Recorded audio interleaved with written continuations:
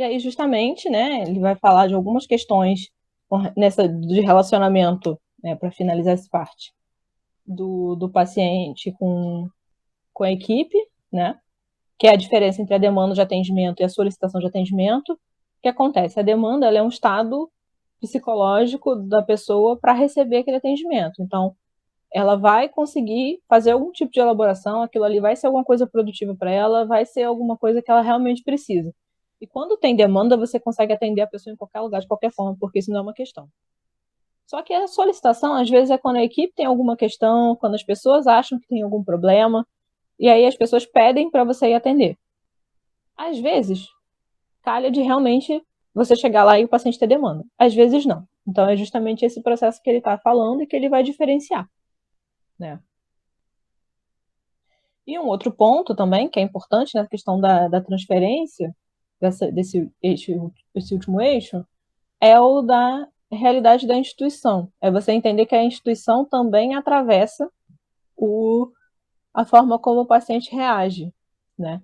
E aí, seja um hospital que tem um ambiente com muitas regras, que é muito difícil de o paciente conseguir manter algum grau de subjetividade, que os tratamentos ele não consegue escolher nada, então esse é um ambiente que às vezes torna a pessoa suscetível a algum tipo de crise, de algum tipo de reação, né? E a própria forma como ele vai lidando com isso, como a instituição reage diante de algumas coisas, né? Então, para além da questão da instituição concretamente, né, do hospital que é dividido em leitos, que tem a enfermaria, que tem vários pacientes que são obrigados a conviver sem nunca terem se visto na vida, também tem a dimensão das relações e das hierarquias e da relação das pessoas, né? Então, como é que você lida com uma faxineira, como é que você lida com o médico, como é que você é tratado pela enfermagem. Então, todas essas coisas elas afetam, né? E a própria questão de forma de recursos, né? De ter acesso a determinado exame, de ter acesso a determinado tratamento, né? Tudo isso vai interferir na forma como o paciente vai lidar com a doença. E aí, além disso, tem a questão das relações entre elas, né? Não só como o paciente lida com a família, com a equipe, com a instituição, mas como a equipe lida com a família, a equipe lida dentro de si, dentro da própria equipe, a família lida dentro da própria família. Essas relações paralelas também elas têm um impacto muito importante, né? E aí, muitas vezes, nosso trabalho vai ser esse de mediação de conflitos, de poder entrar dentro desse cenário, desse movimento da família, do paciente, da equipe, de poder ajudar nesse processo, né? Porque justamente dentro de todos os profissionais a gente é o que tem mais formação e que a gente trabalha pela palavra. Então isso é reconhecido, né? E aí justamente tendo isso reconhecido é importante que a gente entenda até onde a gente pode ir também, né? Que ele vai falar, né? Precisa entender qual é o papel dentro da equipe, porque muitas vezes a gente vai precisar dizer que não ou que sim e esclarecer que não, não é isso. Eu não vou fazer o paciente aceitar fazer uma cirurgia porque você quer, não é assim que funciona. Né? Então, tem várias coisas nesse ponto. Entender que a doença pode ser uma forma de linguagem também é interessante, justamente porque a linguagem da doença, né, ela traz um monte de significados, e aí justamente o que vai ser um sintoma, o que não vai ser, né, o que é importante ser tratado, o que não é, tudo isso é muito relevante e justamente diz da forma como as pessoas lidam com a doença. Para algumas pessoas o câncer é uma experiência como qualquer outra, para outras pessoas é uma experiência completamente desorganizadora. Então, entender isso como parte da vida da pessoa e da forma que ela significa é muito importante. E um outro ponto muito legal nesse finalzinho, né, que é para a gente não esquecer que o psicólogo ele é um profissional recém-incluído nesse cenário, né? E muitas vezes a gente precisa se apresentar, não só para a equipe, mas para o próprio paciente, se apresentar dizendo o nome, o que, que a gente está fazendo, que a gente é psicólogo, a gente veio visitar ele, e explicar, inclusive, qual é o objetivo da nossa visita, do nosso tratamento, porque às vezes isso não fica tão claro, né, para o paciente. E aí, na segunda parte, né, a gente já está indo para o final, preciso beber uma aguinha.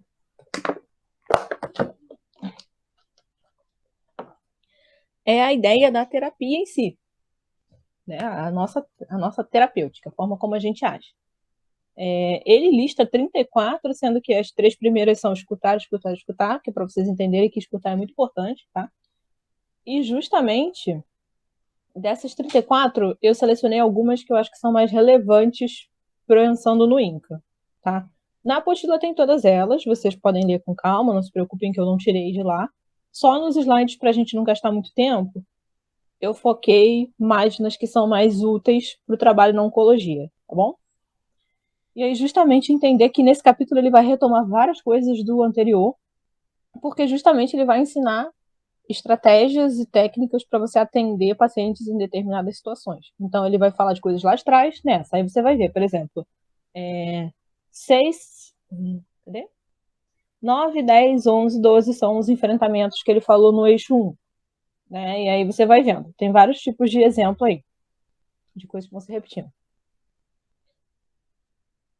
Primeiro que eu selecionei é esse paciente dito desenganado, né? Que é o paciente que ouve a frase que não há mais nada a se fazer por ele.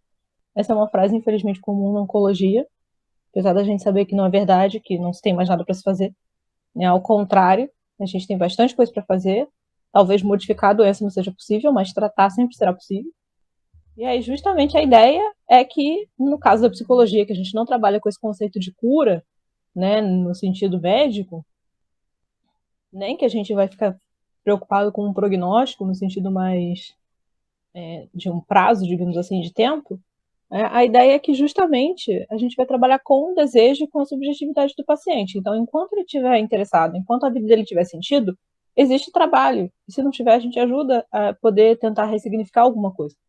Né? E aí, justamente nesse contexto, né, ele dá um exemplo de uma pessoa que acho que ele atendia, ou que era uma colega, que teve um familiar internado no CTI, e aí, por causa disso, a equipe sempre dizia que a familiar não ia ter jeito, que não ia se recuperar, e a pessoa que estava contando a história se sentia muito triste, porque ela queria ter a esperança de que ia sim ter uma recuperação. Né? E aí vai o processo todo e tal. E em um determinado momento essa pessoa percebe que a esperança era mais um movimento dela do que uma coisa que deveria vir dos outros. Né? Então, esse é o nosso trabalho. Né? A gente não vai trabalhar com o fato de o paciente ter 1 ano de vida, 6 meses de vida, 2 semanas de vida, exatamente com isso. A gente vai trabalhar com a vida, né? E ela pode durar quanto tempo for. A única coisa que diferencia, no caso do prognóstico, para a gente, é pensar que talvez a gente não tenha tempo para abordar todas as coisas que a gente gostaria. Mas do ponto de vista do atendimento, é a vida, né? A esperança é um desejo, né? E aí justamente as pessoas vão continuar buscando por isso, vão continuar desejando estarem vivas dentro do que elas conseguem, querendo fazer isso, e a gente vai trabalhar muito nisso, né? Nessa vida que existe independente do tempo que se espera que ela viva. Porque justamente o que ele escreve, né, tá nessa caixinha, que o prognóstico é baseado em estatísticas, não é baseado naquela pessoa, né? Então a gente vai trabalhar aquela pessoa. Outro ponto importante, risco de suicídio. Isso acontece no hospital, tá? E muitas vezes a gente tem que, de alguma forma, intervir. E aí ele dá uma lista de pacientes que possivelmente têm chance de ter um risco aumentado para suicídio. E o paciente oncológico, ele está ali na F, né? Principalmente o que foi descobriu a doença há pouco tempo. Mas se você for parar para olhar com calma, você pode encontrar pessoas com todos esses itens, né? Então, quanto mais itens dessa lista, mais a gente fica atento, porque são situações difíceis de manejar e de elaboração mais complexa, né? E aí ele dá essas 3 perguntas, né, para você entender qual é o risco maior, digamos assim, né? Que é a questão de tem ideação, tem planos, se tem a ideação, e tem meios para realizar esses planos. E aí, justamente, se você identifica que tem tudo isso, é você poder comunicar isso à equipe de uma forma cuidadosa, tá? Não é sair fazendo alarde, porque também às vezes a equipe lida com isso de uma forma complicada, então é uma forma de você trabalhar isso de forma mais sutil, e geralmente isso é uma coisa que exige bastante da equipe estar junta para trabalhar. Né? Deixar isso registrado em prontuário, sempre importante também. Deixar escrito que não é para o paciente ficar sozinho, isso é importante. Né? Evitar ao máximo que o paciente fique sozinho numa situação como essa. Retirar todas as coisas que podem ser perigosas. E também ambientalmente, né, fazer alterações, é o caso de bloquear a janela, manter a porta com algum tipo de vigia, enfim, né, esse ponto. Se tiver psiquiatra, é bom pedir uma interconsulta, até para avaliar alguma medicação, alguma coisa assim, entender se isso é uma doença que está em surto, se isso é um outro tipo de situação, o que pode ser, né? Manter um atendimento frequente a esse paciente e poder atender isso como uma demanda psicológica, da mesma forma que você atende outras demandas psicológicas, né? Você vai escutar e vai falar e vai entender o que o paciente está trazendo com isso. Outro muito importante, na oncologia, então, a gente vai ver isso muitas vezes. Contar ou não contar, né? Esse processo de comunicação de mais notícias é um processo muito complicado, porque se é ruim de ouvir, também é ruim de contar. As pessoas não se sentem confortáveis para dar uma notícia ruim, né? A gente não espera isso. E às vezes também a própria má notícia é uma coisa que tem uma certa diferença, né? Quando a gente pensa em má notícia, a gente pensa no que vai impactar na vida do paciente, mas muitas vezes o profissional não entende que aquilo é um impacto. Então, esse processo todo de comunicação é um processo muito delicado e que muitas vezes a psicologia vai ser convidada a participar justamente para poder esclarecer e poder ajudar as pessoas ao que fazer, porque as pessoas não têm muito tato, ou então têm uma formação muito objetiva, né? E aí não consegue transmitir isso de uma forma mais sensível, né? E aí, justamente, pensando nessa forma da comunicação, a Kubler-Ross também, no Sobre a Morte e Morrer, vai trazer isso, né?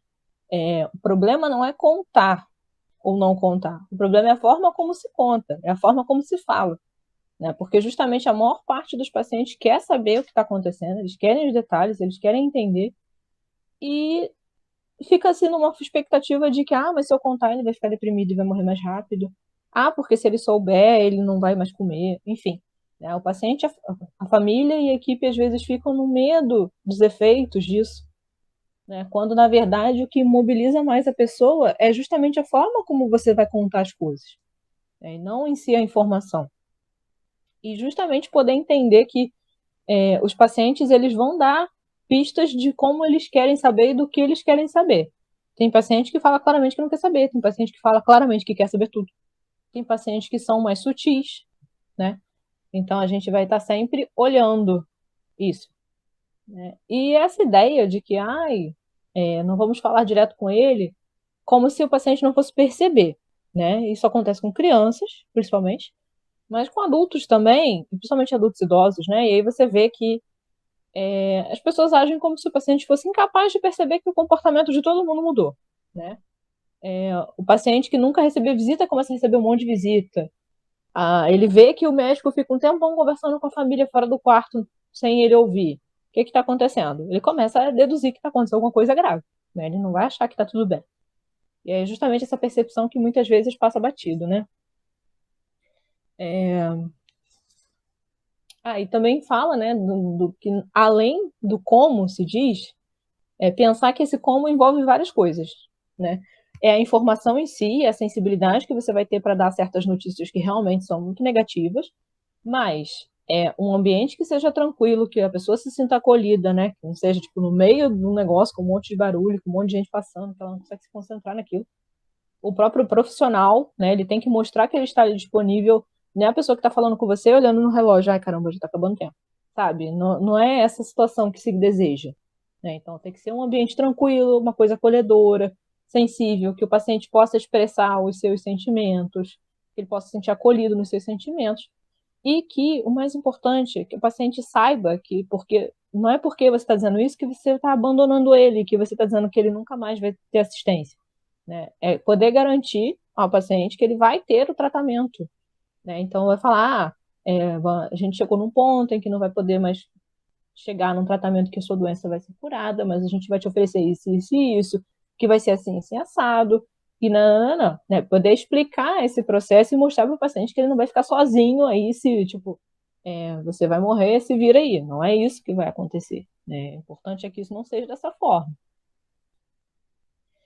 Outro, né, já aproximando de finalizar esse módulo, é a ideia da assistência a esse paciente próximo da finitude, né? Ele ainda usa o termo terminal, a gente evita usar esse termo hoje em dia, mas enfim, é um termo que está no livro, né? Que é justamente a ideia de que seja um tratamento pensando naquele indivíduo, que ele possa ter uma morte minimamente confortável, né? Que ele seja respeitado, que ele possa se for o caso de precisar ser cuidado em todas as suas necessidades, banho, enfim, tudo que for preciso, né?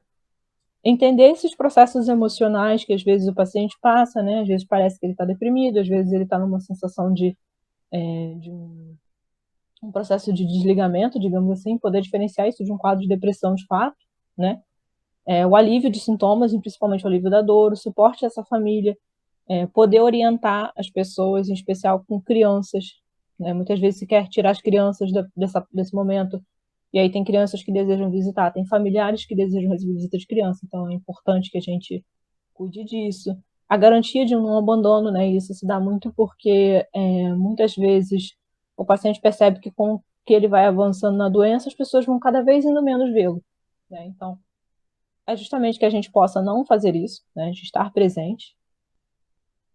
O verdadeiro interesse pelo paciente, né? De conseguir se mostrar ali presente, interessado no que ele está falando, poder ajudar ele no que ele precisa, entrar já na comunicação, né? De poder ouvir o que ele tem a dizer, se ele quer falar da morte, que ele fale, se ele não quer falar, tudo bem também, né? Espiritualidade, religiosidade, se ele tiver decisões difíceis, né? Que caiu nesse lugar da eutanásia, muitas vezes porque as pessoas falam como se fosse uma forma de adiantar a morte, digamos assim. Né? O que as decisões difíceis são? Muitas vezes é decidir se vai iniciar um tratamento ou não, vai fazer hemodiálise, vai fazer intubação, né? Então, esses procedimentos, né, digamos assim, às vezes são difíceis de decidir, porque justamente o benefício e o sofrimento para o paciente tem que ser muito bem calculado, né? E às vezes até conflitos que surgem por conta disso, né? E aí ele dá umas orientações de manejo. Né? E o último ponto, né, já indo para o finalzinho mesmo, que é essa questão do setting, talvez seja uma das mais importantes no hospital, porque a gente não pode limitar setting a espaço físico, né? Então, se num consultório a gente tem uma sala reservada com um tempo X, com a luminosidade Y, com a cadeira confortável, com um divã, com o que quer que seja, no hospital você não tem nada disso. No hospital você nem sabe o que você tem. Às vezes você chega num dia tá de um jeito, no outro dia tá de outro, então o local tem ruído, tem gente que interrompe, outros pacientes em volta, enfim. Exige do profissional uma postura que seja flexível e criativa para lidar com tudo isso, né? Isso é uma coisa que ele pontuou. Né? E justamente o atendimento é onde o paciente está. E às vezes o paciente está numa enfermaria com 8 pacientes, e aí você tem que se virar para conseguir garantir o mínimo de trabalho possível ali, né? De sigilo, de respeito à privacidade, enfim. O horário de atendimento também é uma coisa que é muito difícil de você conseguir prever, né? O máximo que você consegue dizer, vou fazer um atendimento de manhã. E aí você tem 1 milhão de coisas nesse horário para você manejar. Então, a gente precisa entender que a gente está dentro de uma rotina de um hospital, então a gente vai ter que se adaptar muitas vezes às coisas dentro do que é possível, né? A frequência e a duração também vão ser irregulares, né? Você não tem uma garantia de que isso vai ser sempre do mesmo jeito, que você vai ter sempre meia hora, que você vai ter sempre 1 hora, que você... Enfim, essas coisas todas mudam. E o que é importante é entender que, por conta disso, os atendimentos precisam ser o mais bem delimitados possíveis, né? Início, meio e fim. É muito difícil você fazer conta que você vai dar sequência nos atendimentos. Algumas situações, ok? Dá.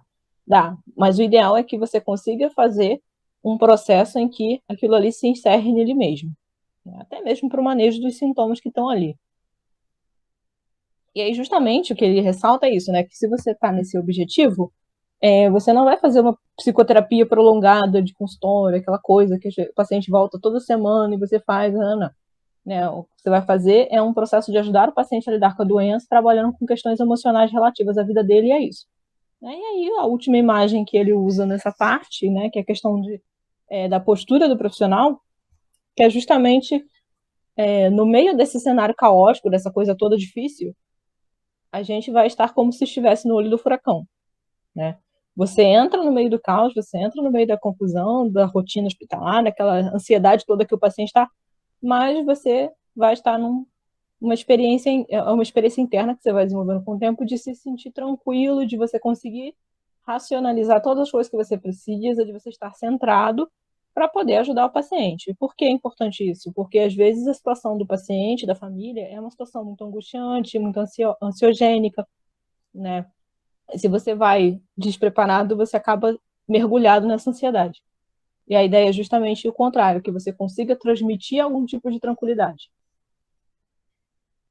E aí, para finalizar esse capítulo, né, esse livro, o mapa dos remédios, que ele chama, né, que é justamente esse processo que ele vai falar dos remédios, explicar para que serve, qual a função bioquímica, explicar a farmacocinética, a farmacologia, mas para vocês eu trouxe só a parte da psicologia em si mesmo, né, que é esse que eles chamam de psicanálise dos remédios, que ele vai usar os conceitos de real, simbólico e imaginário para falar da forma como todos os atores desse cenário hospitalar lidam com a medicação, né, e da forma que a gente constrói relações com a medicação e com as pessoas a partir disso, né? Então você tem o médico que considera o remédio enquanto sua função química, né, a atuação química do remédio, que ele acredita que ele sabe exatamente o que ele está fazendo, do ponto simbólico, porque ele estudou aquele remédio, então ele sabe que aquilo funciona, e por ele ser o dono do remédio, digamos assim, né, o prescritor do remédio, aquilo ali é uma grande coisa poderosa que ele tem a oferecer.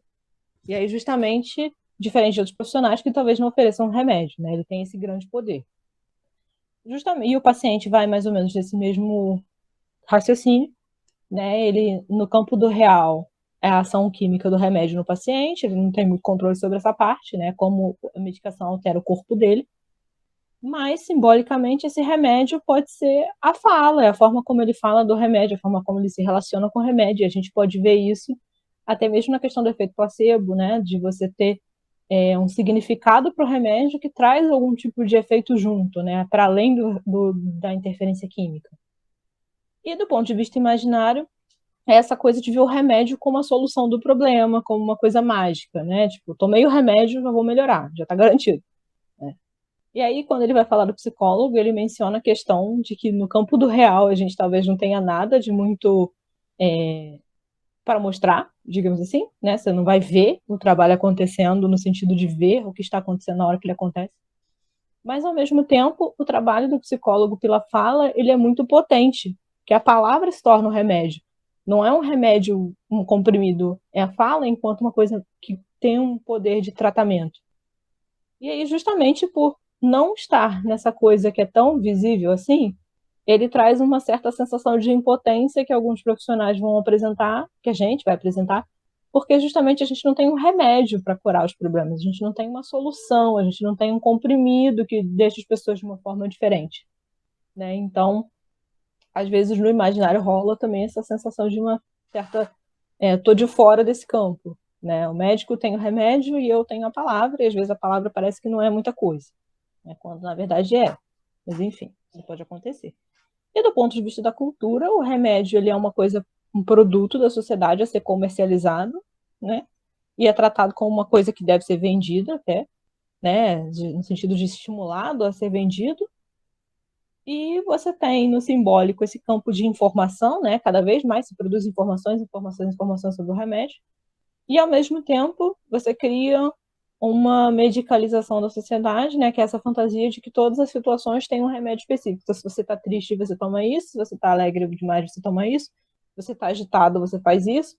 Então, é sempre como se tudo tivesse uma solução por remédio, né? Esse mito de que você vai resolver todos os problemas.